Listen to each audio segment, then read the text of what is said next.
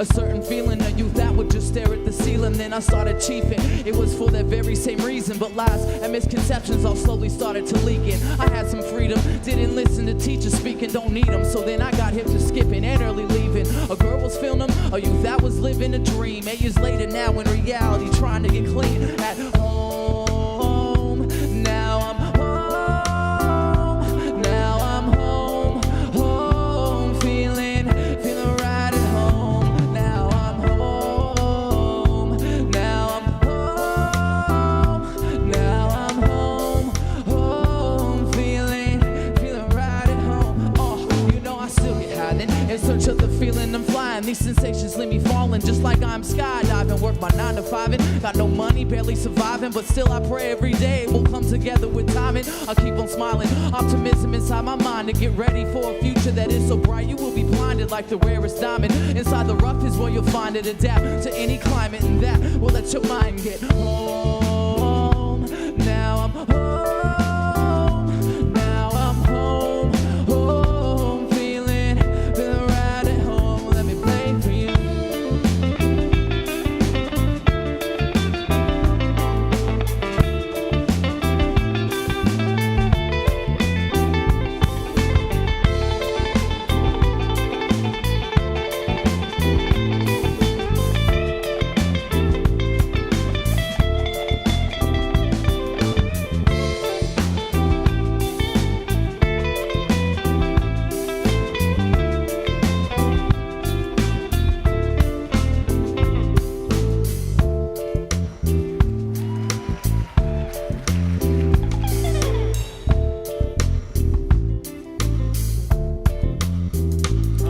Sit in meditation, in the climb to elevation. My mind is well awakened to reach for my destination. It's so amazing to let go with no hesitation. No clinging, grasping, or chasing. Just singing, laughing, and playing without reservation. Having powerful conversations at times. I'm from the light, but for now I'm practicing patience in the rise to greatness. Realize you're not alone, so connected, feeling right at home. Well, now I'm home. Now I'm home. Now I'm home.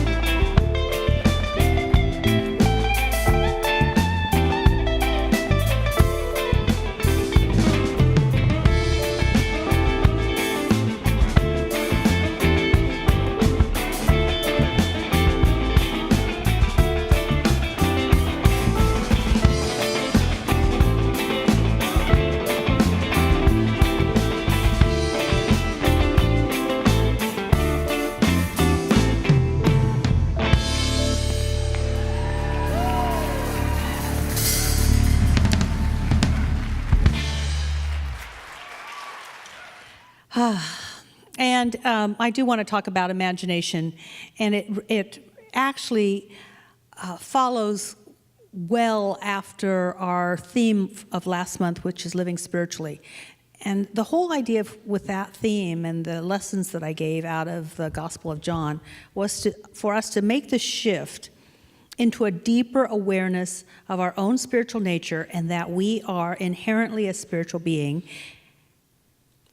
who suited up to have a human experience. Now, when I say deeper, I mean beyond that concept and that, I like that idea, into an experience.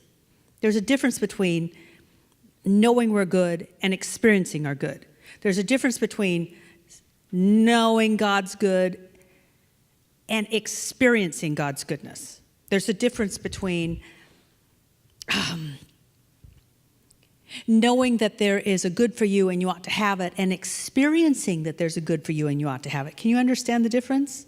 So last month I wanted us to move more into that experience, because that will help us use all the spiritual tools that are at our disposal just by suiting up to have a life that is thriving for you.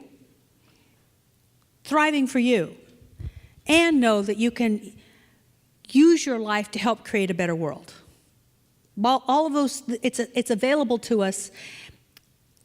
But we first have to know that it's available to us. And then we have to know what is available to us.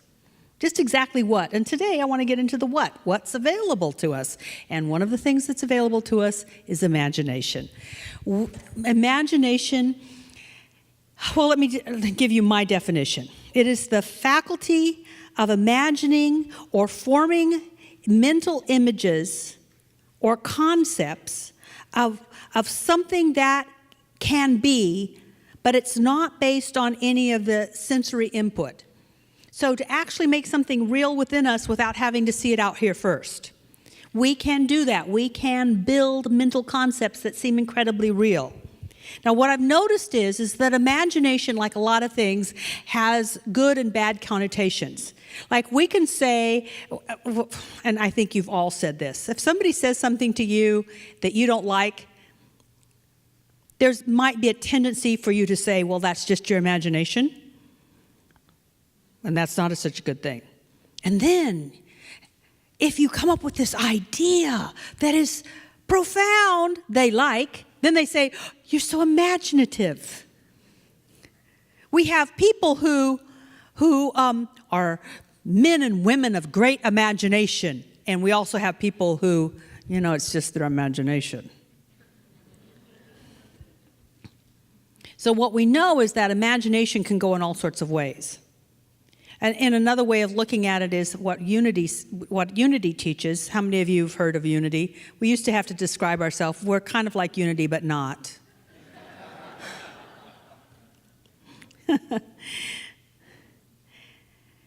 Unity teaches that imagination is actually located within the body. It is a place in the body, and we'll get to this in a moment. It's a place in the body that can be activated and therefore used more powerfully and with greater direction. And we all have imagination. I mean, I want to sell imagination before I tell you how to start accessing it. I really want to sell it. And for some of you, you may think, I'm not very imaginative. I have no imagination. You do, and let me prove it to you. Imagine that you go to your mailbox. Everybody there? Open up the mailbox. Go through the mail. You have an envelope. It's from the IRS. There it is. Got there really quickly, didn't you? That's how fast imagination is. Now, those of you that giggle did not think that you got a check.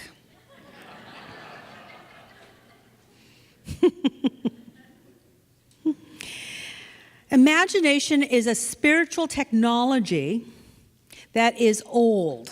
It is older than most written languages. It is older than Disney. It is older than Einstein when he made this statement that imagination is more important than knowledge. Knowledge is limited. Imagination encircles the world because knowledge is what we know about what's so. Imagination can make something so that hasn't been before. So it's bigger, it's broader, it's more expansive. It's old. Perhaps when the cave dwellers were painting on the caves, and they would put animals on the caves, they were imagining their next hunt. And this was to remind them of what they needed to imagine. When Abraham was told by by that time is called Jehovah, was told by Jehovah that he could have all the land that he could see, he couldn't see that far. And the land that Abraham was given was much farther than what he could actually see with his eyes. And that's because it wasn't what he saw with his eyes that he received, it's what he could see in his heart he could receive. What he could see in his imagination, that's what he received. This is old technology. And it is ours to use, and we should be using it because it's ours by divine right. And so some of you may get, and I want to just say this too, imagination is not the same as visualization. Now, it can use visualization, but it's not the same. Visualization is part of imagination, but imagination is so much broader than visualization, and that's very important. Because some of us will visualize and we will see things, but we don't get the experience of those things. How many of you, when you start to think that you want to have a certain something in the world, and you start to visualize it, and what you do is you just see it more in the world? So let me tell you a story. Well, I don't want to tell you this story. Oh. Oh. All right, fine.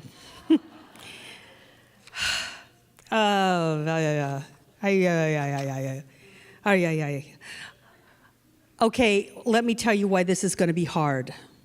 I'll have the first screen, our first slide. First slide. Great. This is why it's going to be hard, because a lot of people decide they want to live a spiritual life and they think it's going to be all flower petals and incense. But really, it's much more like I can't eat my dinner because I've just learned something upsetting about myself. How many of you know that's true?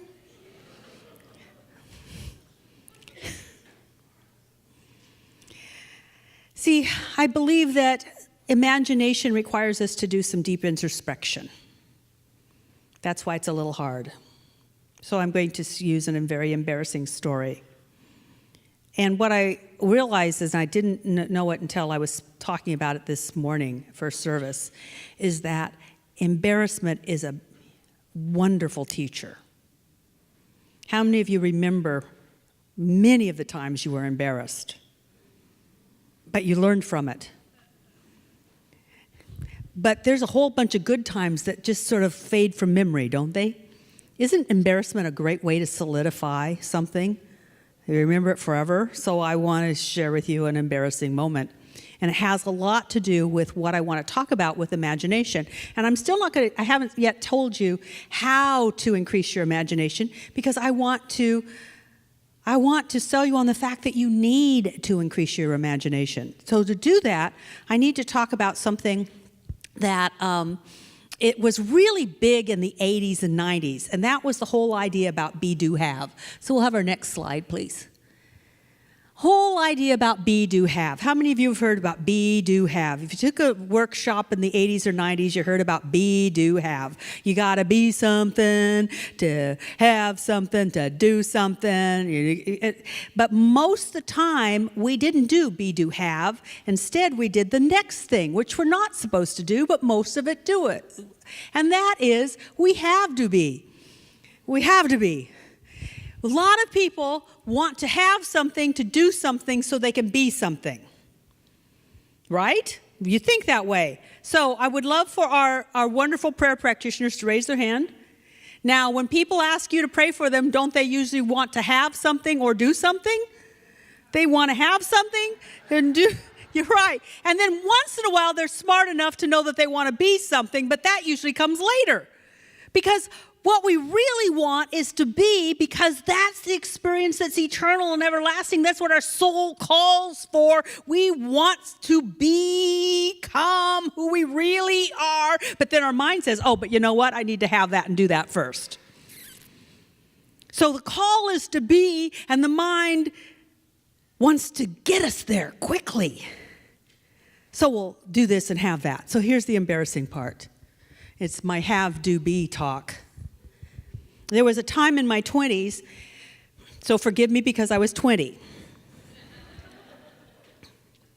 There was a time in my 20s, I'm going to go deeper than I did first service. There was a time in my 20s when I really believed that who I was arm candy. Thus, I married a logger. And I was proudly a logger's old lady.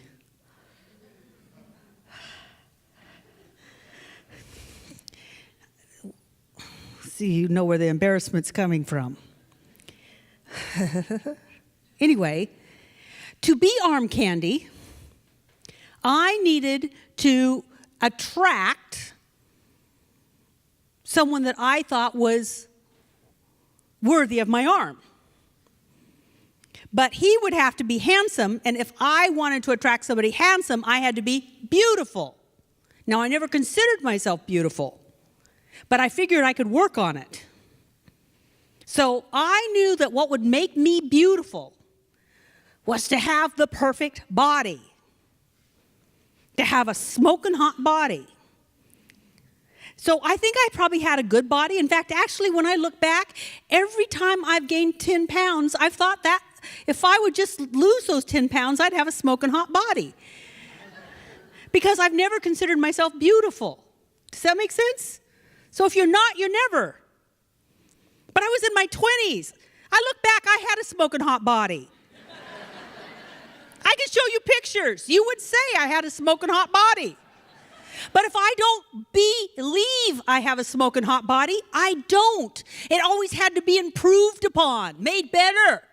So I use spiritual principles, tools, visualization. I found the perfect body in a magazine. Put it up right in front of me, looked at that body forever. That's it, that's it, that's it, that's it, that's it. Visualized it, saw it every morning. That's me. 10 years later, I remember it. 10 years later, I'm on vacation. I'm sitting at a pool. I look down. I have the swimsuit. It's an odd swimsuit that I don't even know how I found that swimsuit, but I had the swimsuit, not the body, but the swimsuit. See, I was operating off of, if I have that body, I will strut it around, and I'll be beautiful and be becoming to someone that I want to be with.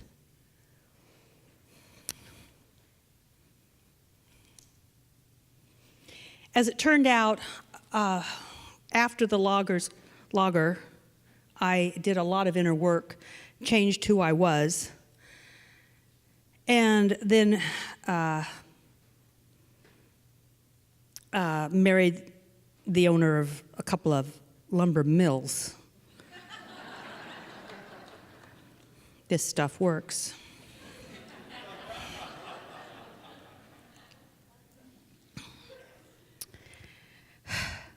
But let me tell you how I lost weight. And he loved me even though I didn't lose all the weight I wanted to. Is because I remember this woman that I had also would see in my 20s. And she wasn't typically what you would call beautiful. She didn't she probably wouldn't have been recruited to be a top model. And she weighed much more than me. But she thought she was beautiful. And men thought she was beautiful. And what I got was, all I have to do is think I'm beautiful. And when I started thinking I was beautiful, I lost 20 pounds like butter melting in a hot day. Does this make sense? It's the being that creates the doing and the having. But in the process of us doing this, in the process of us becoming, this is where I say it can be a little uncomfortable, where we might go back to that thing of like, oh, who am I? See, I had to understand that people didn't think of me by what swimsuit I had or what body I had. They thought of me as I thought of me.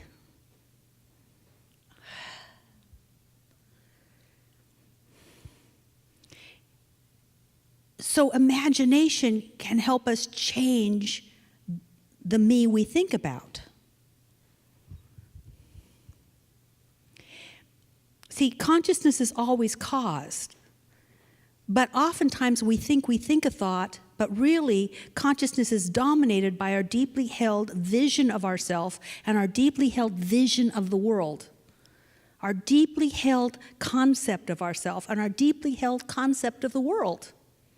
And hopefully, if you continue to do your spiritual practice, you're going to understand what that deeply held belief is, because more light will be coming into you, or it won't be coming into you so much as it will be coming out of you.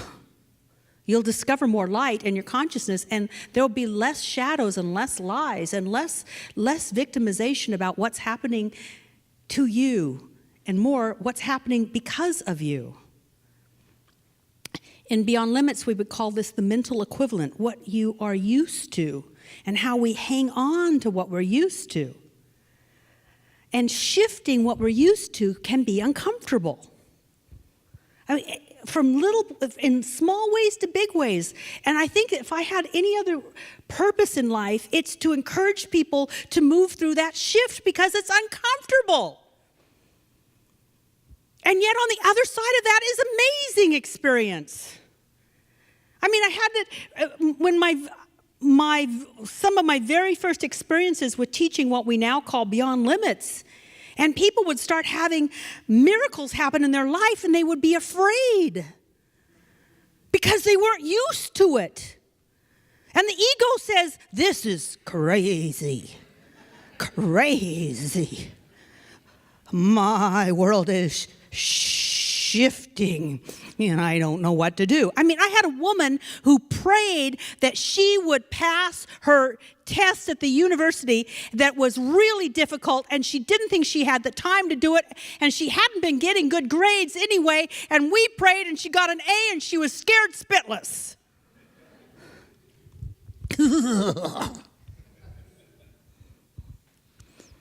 Just last week, I was with a woman who may be moving very close to the fulfilled intention that she has held for 6 years, and she's not happy.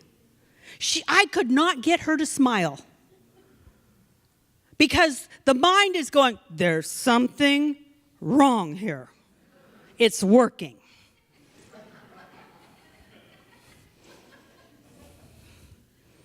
Step away from the miracle. Just step away from the miracle. Now, isn't this true? How many of you are conscious enough to catch the thought, this is too good, when things start to go right? Imagination will get you there. Because you can't just pummel your way through the blocks in your life by just continuing to pray it away.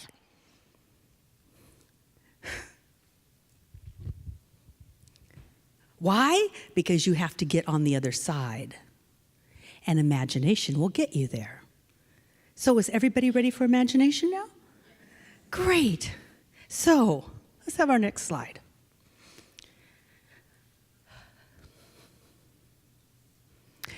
Being masterful at the art of spiritual living, it's a lot like juggling.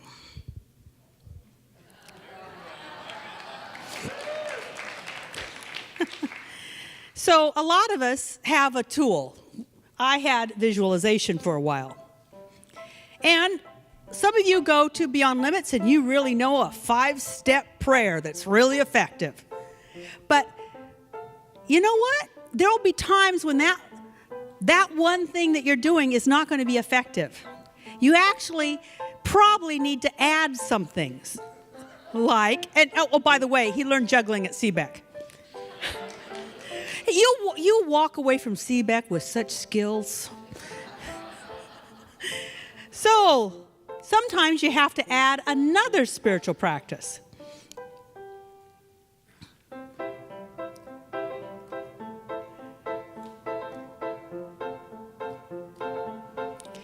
And after you've added something, you realize, well, you're still not going where you want to go, so I think I'll add another spiritual practice. Woo!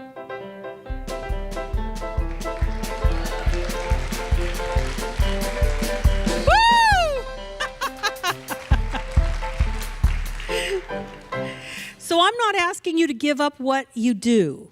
however your practice is, whether it's visualization, whether it's meditation, whether it's scientific prayer, whatever you do, I just want you to start augmenting it with more imagination. And here's three ways to augment your imagination. And the first one is actually activate the spiritual power of imagination. I mentioned before that in Unity teachings, and this comes from Charles Fillmore, who got it from Emma Curtis Hopkins, and who got it from esoteric wisdom, that there are actually 12 powers in your body. We've heard of the chakras. These are different than the chakras. These are actually powers that actually do something in you and out from you. And as a spiritual being, you incarnated with them, and one of them is imagination. So to activate imagination, just touch your crown chakra. Now you'll know it's your crown chakra because it feels like it could be, it feels kind of tender. It feels like it's got some energy there. And that's because this is the place, the last place that the skull closes for the baby. That's been called the soft spot. It's a place where if you touch it, it actually kind of connects you to your spiritual essence, because you are more than a body. Your body is inside of you, and you're not inside your body. So you touch this, and it's just as a reminder so that you can then move down from your finger and across from your eyes. And where those two meet is the pituitary gland. And the pituitary gland is your center of imagination. So if you did this every morning for even 3 seconds, 5 seconds, and say, I am now activating imagination, you will be amazed at the shift in the way that you view your world. Just activate it. And for those of you that think, I can't, that's why you need to activate imagination. Because you can. Then, the next thing is spend more time in prayer in the realization step. And what that means is when you're praying, you start to realize or imagine what you're praying for is already done. So you spend more time there. You get the feeling of it. You walk into it. You wiggle in it. See, visualization is just seeing. Realization is making real. It's like, I'm here. This is done. I feel it. What would I feel like if I had that thing? I would feel this way. I feel this way. You create it. You can because you've activated imagination. And you continue to imagine that what you are praying for is all around you. You are in the middle of it. And a way of saying it is like, I have moved into the experience I want, and I'm living here. And as within, so without. And this starts to shift. So we take our prayers and we move out of just words, and we move into the experience that the words create. The last thing with imagination is to go to sleep as the person you desire to become. This comes from a New Thought teacher who taught in the 1930s through the 1950s. His name was Neville. And basically, everything I got, he didn't teach prayer, he didn't teach a lot of things. He just said, go to bed as the person you want to be. Go to bed as the person you want to be. And if you think about it, you are consciously working all the time you're asleep. So give your consciousness something to work on. And the best way to give it something to work on is to go to bed as that person. When I wanted to get married, I would go to bed and I would feel the bed on the other side of the bed, I should say, on the other side of the bed, something kind of go deep. It's like I would imagine that somebody got into bed and the bed kind of shifted. And then I would imagine somebody trying to take the covers. And then it's like, what? And I remember getting married, and it's like, and Tim would sometimes take the covers like, oh, well, yeah, I prayed about this. Get over yourself. You have to be in it. Be in it. Go to sleep in it. Go to sleep as that you want to be. So let's try this. Who would like to have something big in their life show up? I love it. First service, they were like, woo! Okay, come on up, Terry.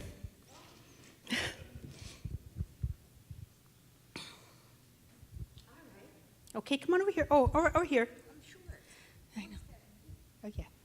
I love towering over people, and it's the only way that I can do it is if I am on 2 steps. All right, so what did you want? I want a big, beautiful, light-filled art studio. So you want an art studio. So what you want to have is an art studio. And if you had that, what would you be doing? I would be even more successful in being an artist and expressing who I truly am. Great. So every night you go to bed, and well, first of all, if you had that big art studio, so close your eyes. And when you are in that studio, raise your hand. Good. Imagination. Activated. All right, you're in your studio? Mm-hmm. Okay, so tell me, what is it that you're experiencing? What are you thinking? What's going on in you while you're in that studio? Quiet and a sense of really being tuned into the internal creator. Great. So you go to bed every night, quiet, and really tuning into the internal creator. And when you become that, you have to, the universe must provide you a mechanism to express that. Can you get that? Sounds good. Thank you. Thank you. You're very easy. Thank you. Now, if nothing else happens, she's going to go to bed and wake up happier every day because she's going to experience this. This is what it's like to be this kind of artist. Now, when you become that kind of artist, you have to attract to you that kind of space. Does that make sense? So don't postpone the experience for the space. A lot of us do that. We postpone the experience until we have what we say we want and we're doing what we say we want to do. But the experience can be ours right now. So let's do this together. Take a deep breath. And how many of you have something that you would really like in your life? Great. So let's use this wonderful time together with all this potent energy. And I'd like you to just imagine yourself in that experience. Doing what you want to do, having what you say you want to have. It's already done. And when you're in that experience, raise your hand. We'll just wait a few minutes because I know it's imagination that takes you there. Nothing else can take you there but your imagination, and nothing can keep your imagination from going there. So this is not fact-based. This is just pure acceptance. So who's imagining where they want to be? Who's imagining themselves in the fulfillment of their life? Great. And if you're not, that's okay. Continue to play around with it. Continue to tap the top of your head and say, I activate my imagination. I activate my imagination.